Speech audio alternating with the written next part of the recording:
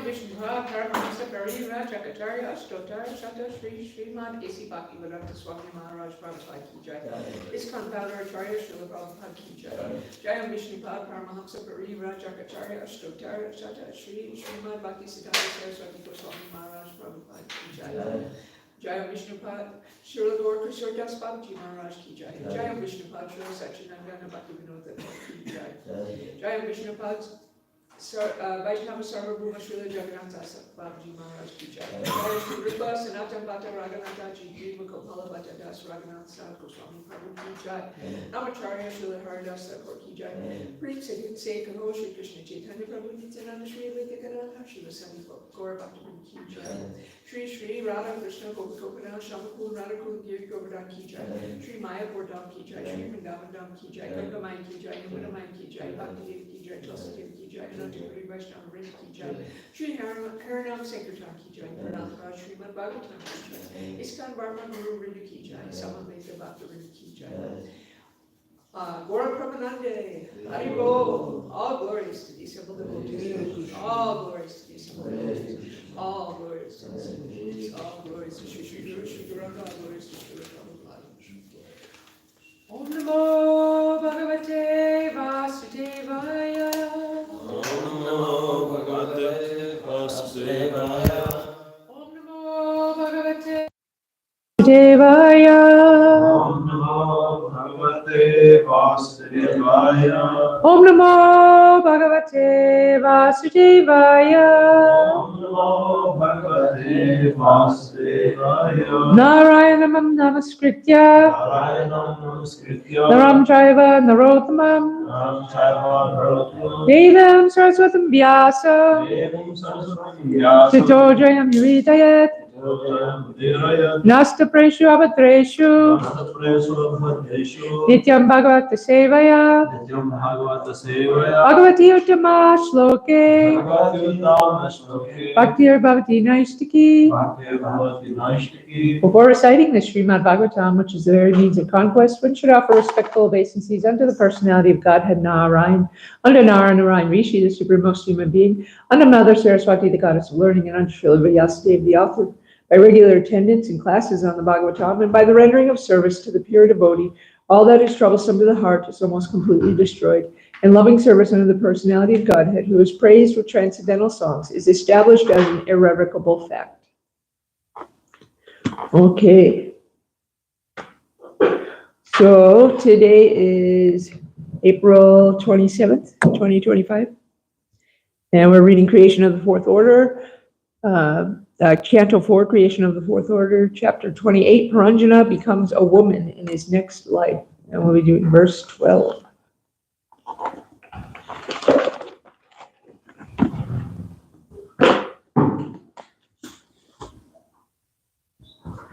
Tasyam sandagyamanayam Tasya Sandahyamanayam. Sapara saparichada Sapara Saparichada. Kautumbika kutumbinya Kautumbika Kutumbinya. Upatapyata sangaya Upatapyata Sangaya.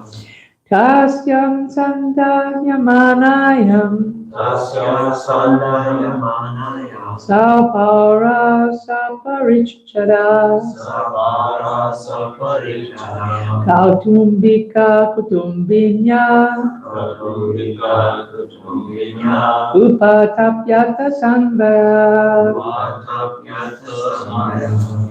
Tasyam sandagyamanayam Tasya Sandahyamanayam. Sapara saparichati. Sapara Saparichada. Sorry. Kautumbika kutumbinya. Kautumbika Kutumbinya. Upatapyata sangaya. Upatapyata Sangaya. Okay, please, Chair. Tasya Sandahyamanayam. Tasyam sandagyamanayam. Sapara Saparichada. Sapara saparichada. Kautumbika Kutumbinya. Kautumbika kutumbinya. Upatapyata Sangaya. Upatapyata sangaya. Tasyam Sandayamanayam Saparasa Parichara Kadumbika Tigunya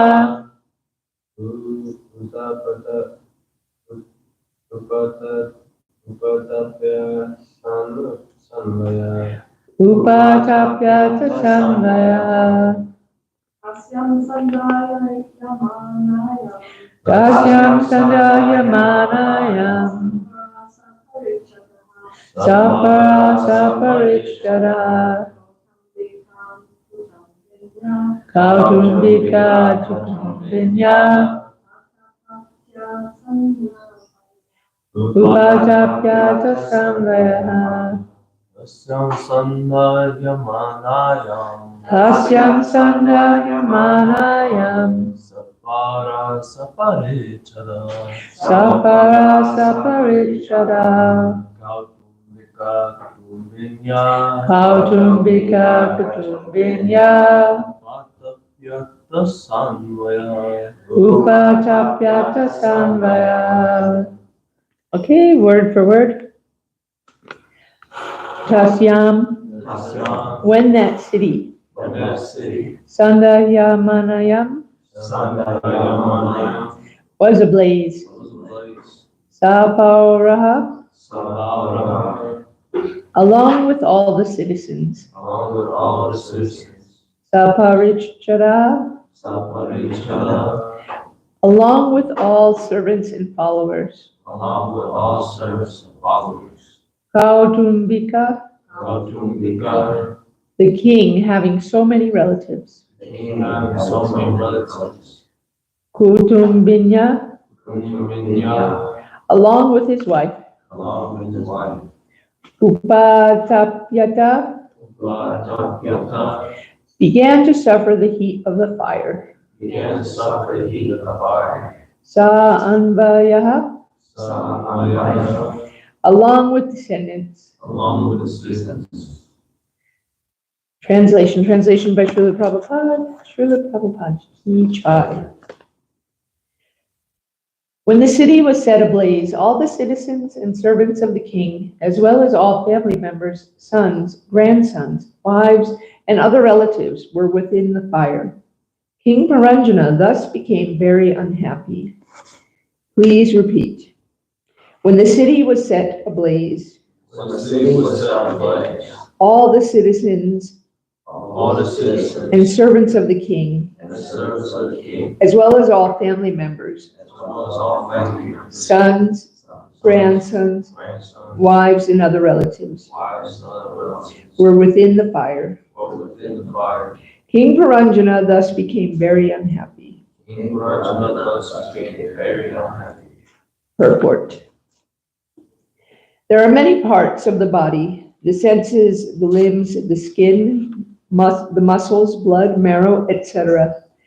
And all these are considered here figuratively as sons, grandsons, citizens, and dependents. When the body is attacked by the Vishnu Dvara, the fiery condition becomes so acute that sometimes one remains in a coma. This means that the body is in such severe pain that one becomes unconscious and cannot feel the miseries taking place within the body. Indeed, the living entity becomes so helpless at the time of death that, although unwilling, he is forced to give up the body and enter another. In Bhagavad Gita, it is stated that man may, by scientific advancement, improve the temporary living conditions, but that he cannot avoid the pangs of birth, old age, disease, and death. These are under the control of the Supreme Personality of Godhead through the agency of material nature. A foolish person cannot understand this simple fact. Now people are very busy trying to find petroleum in the midst of the ocean. They are very anxious to make provisions for the future petroleum supply, but they do not make any attempt to ameliorate the conditions of birth, old age, disease, and death. Thus, a person in ignorance, not knowing anything about his own future life, is certainly defeated in all his activities. Okay. Om Jnanatamrandasa Janachalakaya Chakshuram Militam Yena Tasmai Shri Gurave Namaha Shri Chaitanya Manobhistam Stapitam Yena Bhutale Swayam Rupa Kadamayam Dadati Swapadantikam Vandeham Shri Guru Shri Yuta Padakamalam Shri Gurum Vaishnavamscha Shri Rupam Sagrajata Sahagana Raganatam Vitam Tam Sajivam Savadetam Savadutam Parijana Sahitam Krishna Chaitanya Devam Shri Radha Krishna Pada Sahagana Lalita Shri Vishakam Vitamsta Hey Krishna Karuna Sindhu Dinabandhu Jagapate Gopesha Gopika Kanta Radha Kanta Namostate Tapta Kanchana Gaurangi Radhe Vrindavaneshwari Rishabhanu Suti Devi Pranamami Hari Priya Vanchakalpa Tarubhyascha Kripa Sindhu Bhyevacha Patitanam Pavanebhyo Vaishnavibhyo Namo Namaha Shri Krishna Chaitanya Prabhu Nityananda Shri Advaita Gadadhar Shri Vasari Gaura Bhaktivinoda Hare Krishna Krishna Krishna Hare Hare Hare Rama Rama Rama Hare Hare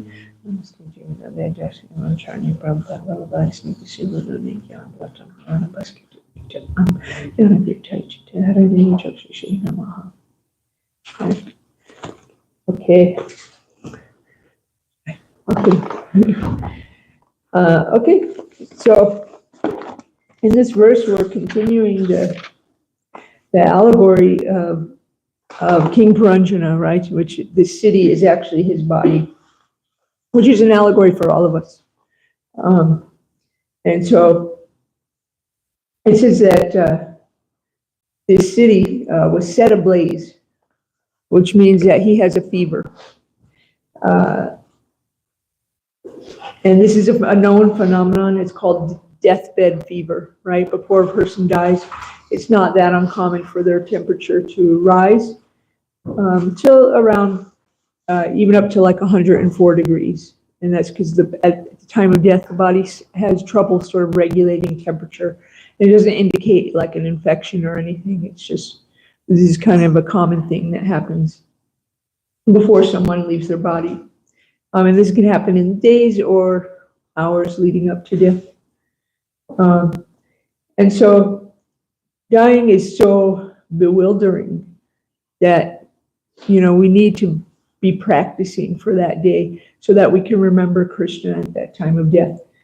And as Srila Prabhupada says, I mean, sometimes you're just completely helpless, right? And you're in a coma and you're forced to take another body.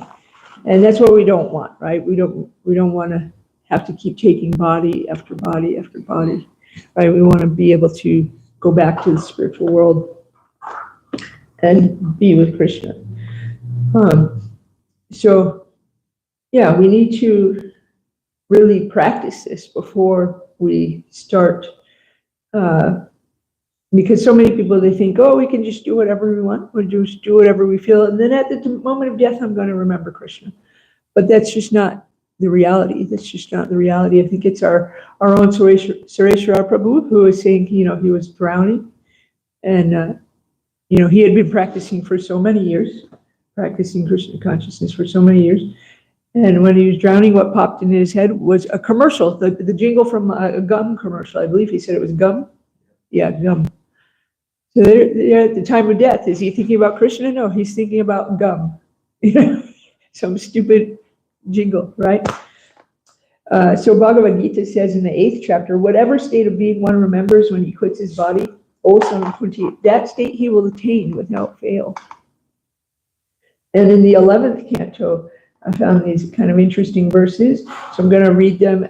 It's 2 verses and 2 purports that I want to read. The purports aren't so long, but I think they're really good. And so it really fits in with this.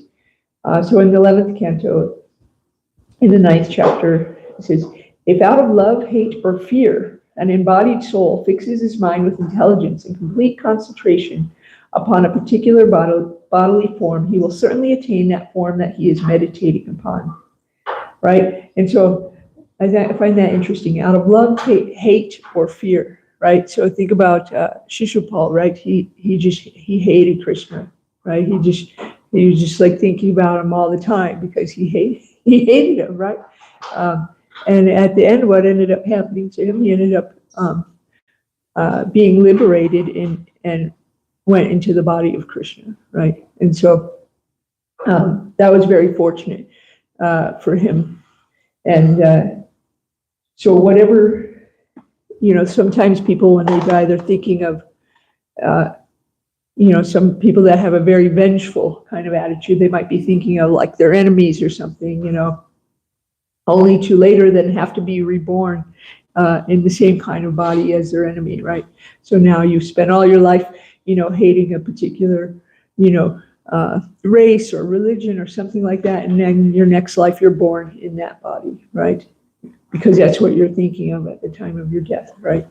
Or it's said that often, like that people will end up, if you have a woman body in this life and you're married and you're thinking of your spouse when you're dying, then in your next life you end up taking on a man's body, and that a big portion of the jivas end up kind of going from man to woman because they're always thinking of their spouse usually at the time of death.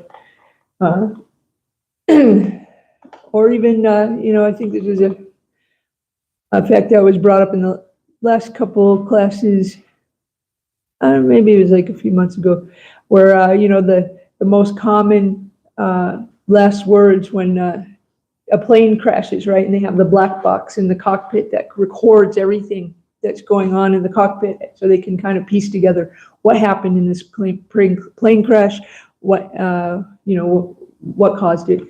And they said the last words of the most common last words of a pilot before they crash is mom, right? They're thinking about their mother,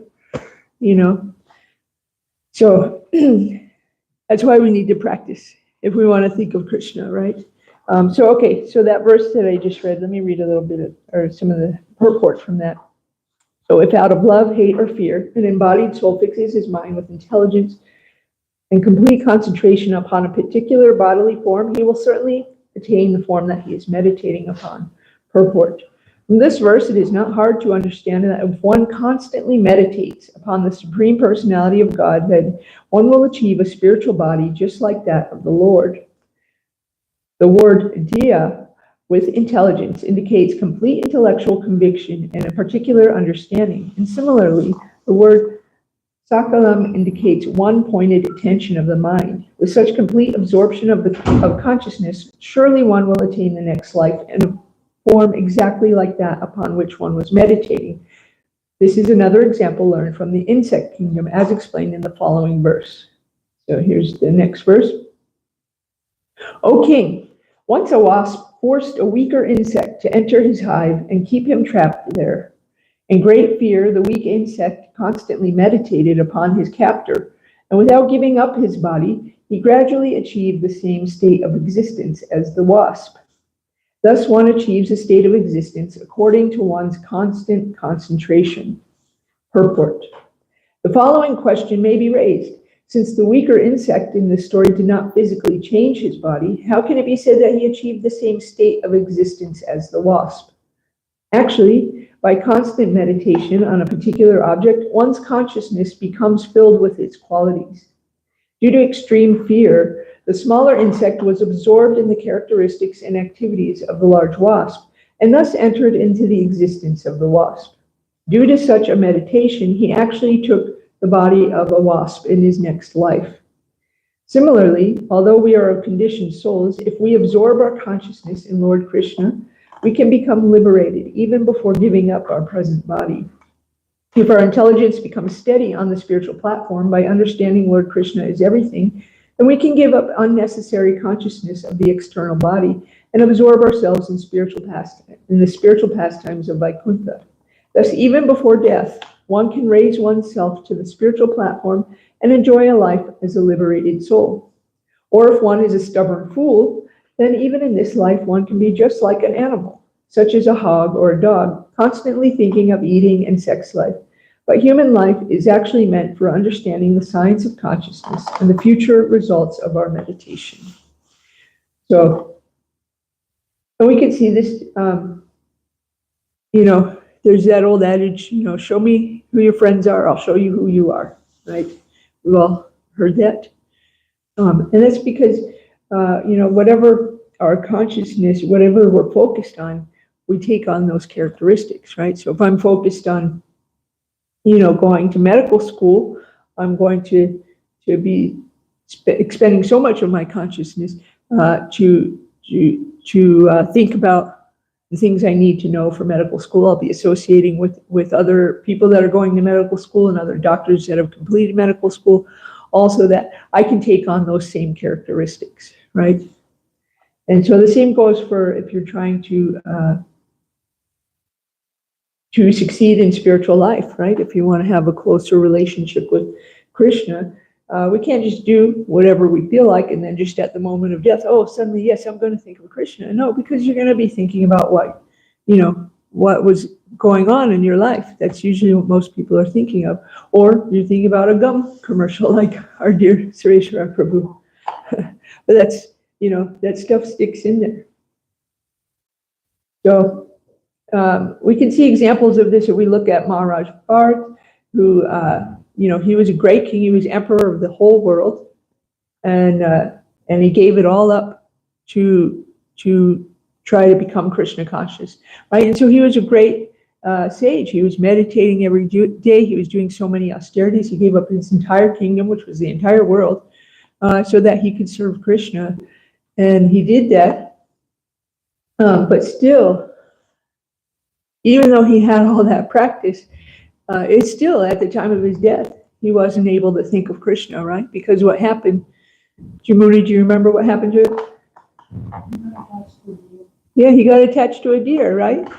He was meditating one day and he saw this pregnant deer, got scared by some kind of, I think it was a tiger or some kind of big predator, and she was jumping over the river to get away from the deer, and she had, while she was doing that, she gave birth to her little baby, which fell into the river. And so Maharaj Bharat went in after it to save it, which is, there's nothing wrong with that. He saved the little baby deer, but now that his mom was gone and he had to take care of the little baby deer, and he's taking care of the deer every day. And as time progressed, he got more and more attached to this deer, and he started thinking, when he's meditating, does the deer have enough food? Is the deer warm enough? Is he okay? And in this way, he was kind of becoming more and more attached to the deer, and wasn't, as attached to his practice of trying to get closer to Krishna. And then one day, he couldn't find the deer, and so he's running around trying to find the deer. He's looking for the deer, and he ends up kind of slipping and falling, and that's how he died. And as he's dying, he was thinking about the deer. Oh no, is the deer going to be okay? Is he going to have enough food? And so in his next life, he ended up having to take the body of a deer.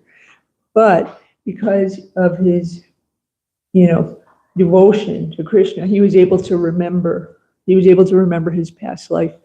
And so he was in the body of a deer, but still he could remember kind of how he got that way. And so he was able to really focus on Krishna again in his deer body. And so then when he left his body as a deer, he was able to become liberated. And then also we look at the story of King Chitraketu, right? So King Chitraketu, he really wanted to have this son. He wanted to have a son. He had, 10 million wives or something, I think he had, and all of them were barren. I mean, just as luck would have it, right? But he needed a son, because when you're a king, that's very important that you have an heir. And so a great sage came and gave him a boon, and he was able to have a son. But the sage had warned him, this son is going to be the cause of your greatest joy and your greatest lamentation, right? So what ended up happening is all the wife that gave birth to the son, he ended up spending more time with her because they had this son together, and he favored her more. And so all his other wives sort of became a little jealous. and they eventually plotted to poison the sun, and so the sun was killed. And the sage that had originally given him the boon came back and was able to bring the sun back to life. But even then, the sun, he kind of very shockingly said, "Well, whose mother and father are you? Are you my mother and father?" And I've had so many mothers and fathers, and so this was very shocking to them. And then Maharaj Bhatt was able to realize that attachment there, that's all temporary attachment, right? And so he was able to focus his life on Krishna again and become liberated. That's why at the moment of death, it can be very difficult to remember Krishna. So we need to practice, and that's what we're doing. That's why every day we're coming here, we're hearing Srimad Bhagavatam, we're chanting the holy name, we're trying our best to remember Krishna every day so that it becomes natural, so that when we die, we're not thinking of that gum commercial or the baby deer or our husband or our wife, that we're thinking of Krishna. So we make so many improvements, right? We're trying to make so many improvements. But still, in this material world, we're trying to, fix, the environmental problems. We're trying to fix social problems. We're trying to, improve our comfort, right? Now, in the past, you'd have to, gather wood and build a fire in order to cook something, right? But now we can just go into the room over there and turn a switch and fire appears, right? Or you can just put something in the microwave and it becomes hot, right? It's not so difficult anymore to start cooking, right? And so we made so many improvements, but still we've not fixed the main problem of birth, old age, disease, and death, right? This is there's a saying called lipstick on a pig, right? Have you heard this saying? You've never heard it? Okay, so there's many variations of this saying throughout all of history, but the general sentiment of lipstick on a pig is where you make so many cosmetic changes or superficial changes to something in order to disguise the fundamental flaws, the fundamental failings of a particular thing. And that's what we're doing, right? So yes, okay, we can walk in the kitchen and just turn the switch and the fire appears, but really we're just kind of disguising the fundamental flaw, which is that we have not figured out how to get rid of birth, old age, disease, and death, right? And then we'll be reborn over and over again. We have not figured out how to stop that. We've figured out how to make it easier to cook, maybe. But then that comes with so many other problems too, right? We have problems with Staunch in his devotion and his practice.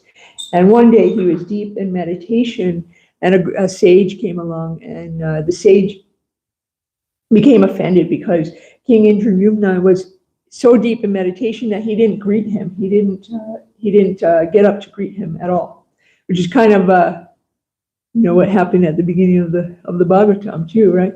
But this is different story.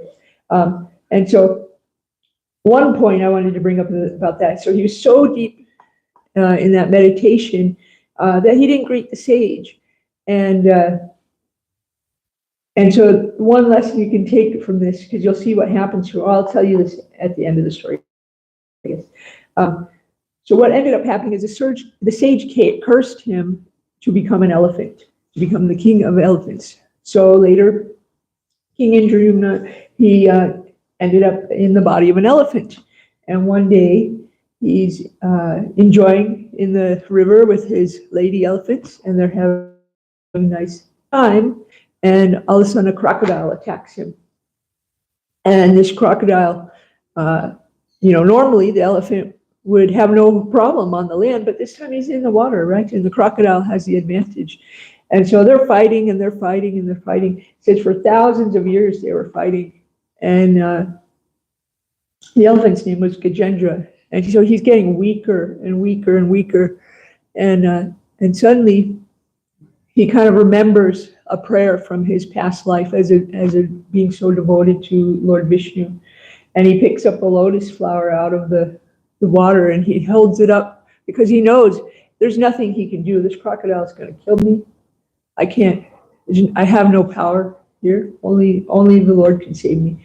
And so he offers up that lotus. And here comes Lord Vishnu on Garuda, right? On the back of Garuda. And I love, there's so many pictures of this and I just love them. They're some of my favorite pictures. And Gajendra is just holding up that lotus flower. And Lord Vishnu, what does he do, Jamuna? Yeah, he releases his Sudarshan chakra and cuts the crocodile's head off. And so the crocodile releases Gajendra, and Gajendra ends up being liberated, right? And so he's able to see Vishnu face to face, right? Because there's no loss or diminution on this path, right? So we need to practice every day. And even if we end up in the body of an elephant or the body of a deer, right? Even so, all that devotion that we had before when we were trying, it will come back to us. And then we'll be able to pick up where we left off, right? Might be just a temporary setback. And in the case of Gajendra, I mean, he was able to see Vishnu face to face, right? I mean, at the end of his life. And so my whole purport of this whole class is basically that we need to stick with our practice, right? And try to every day do something to remember Krishna. Because if we do that, then at the time of death, it becomes natural to remember him, right? And we're not laying there thinking of, oh gosh, is my husband going to be okay? Are the kids going to have enough money for college? We don't want to be thinking of those things, right? Because those things are going to work out the way they're going to work out. There's nothing that you can do at that moment. You can't like jump up off your deathbed and suddenly start making more money for them to be able to get through college, right? But what we can do is remember Krishna, and then we can go back home to him. And so I think we'll end there. It's a little early, but if anybody has any comments or questions, or maybe you can tell one of your favorite stories that remind you of why remind you of the temporary nature of this world. Right? Anybody?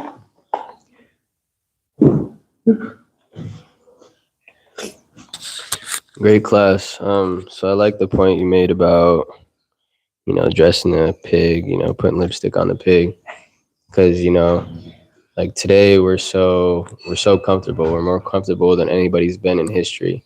We have robots doing many things for us. We got like vacuum robots, mopping robots, doing all these things. We go to the supermarket and get whatever food we want out of season, Yeah. So it's like we're so comfortable, but there's no humanity, there's no spirituality. So people are like more depressed than they've ever been. Suicides are way up.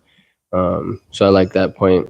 And then I wanted to, ask, one may think, especially hearing these like Ajamil stories, okay, Ajamil just called out for Narayan, and he was liberated. So I want you to talk a little bit about this liberation that he gets, and is that like the end all, because I feel like some people might take it as, okay, I just got to call out, God's name at the end of death. Like, why do all this chanting? Why do all this, devotional service? I just got to, call out the Lord's name when I die.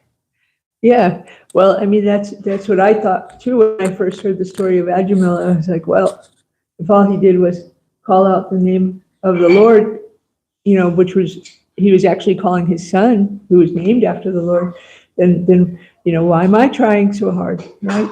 But we have to remember that Ajamil, when he was very young, he was a great devotee of the Lord, right? And he had been doing faithful service to the Lord before that. And then he got sidetracked, right?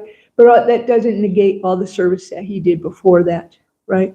And so, but also the holy name is so powerful that even if you chant it once, right, that's going to start you on your path towards liberation. So that might not happen right away, right?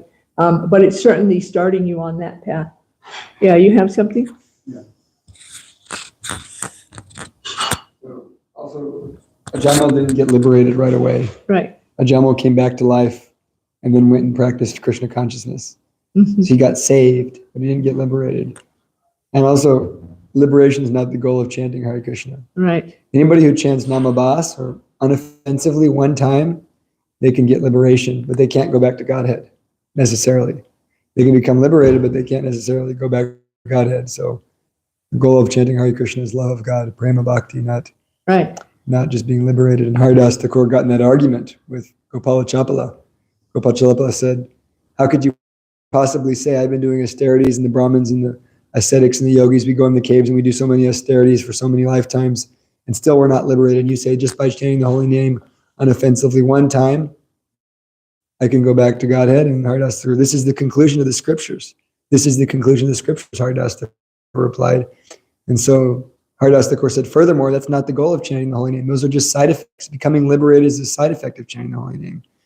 Gopala Champala said, if I chant the holy name and I can become liberated, then, or heart, not, then may your nose fall off. And actually his nose fell off because he got leprosy the next day.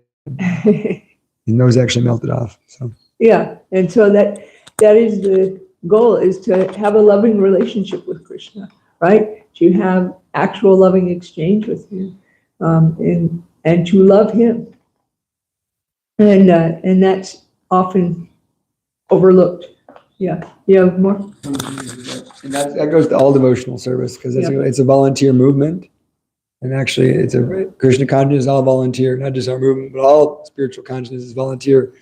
And so, you can go back to Godhead by just chanting and being unoffensive. So why do we become brahmacharis? Why do we do austerities? Why do we go through what we go through? Because of love, not because of, I'm going to go back to Godhead, I'm a cool brahmachari. No, you do all this stuff because of love. Like, I'm volunteering to do something more for Krishna.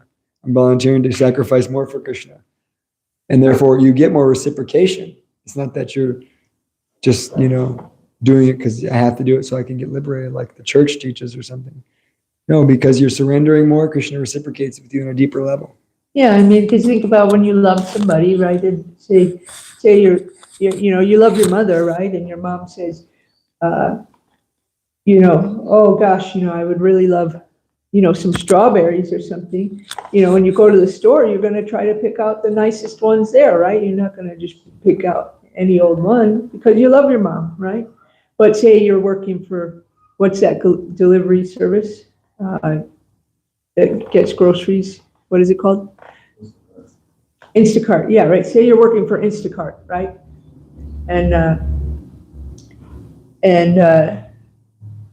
Or rather, you make an order from Instacart, right? And you say, I want some strawberries. Do you think that Instacart driver is going to try to pick out the best strawberries they can find? No, because they don't love you. They're just going to pick whatever strawberries and get it over with, right? So, yeah. And so that's why, exactly like what Kirtaneshwara was saying, that we're doing all these, voluntary austerities, because we want to do it out of love, not, not so we can have people say, oh, yes, what a great spiritual person you are, So, is there any more comments, questions, anything like that? All right, we'll end here. Srimad Bhagavatam ki jai.